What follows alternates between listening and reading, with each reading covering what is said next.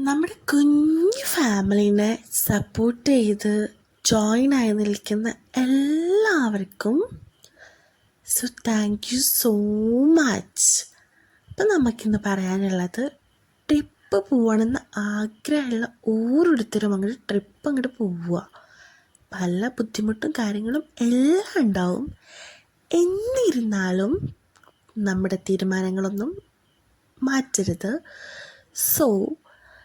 എന്തിനേക്കാളും ഏറ്റവും നമുക്ക് ആദ്യം വേണ്ടത് ആഗ്രഹങ്ങളാണ്. ആഗ്രഹങ്ങൾ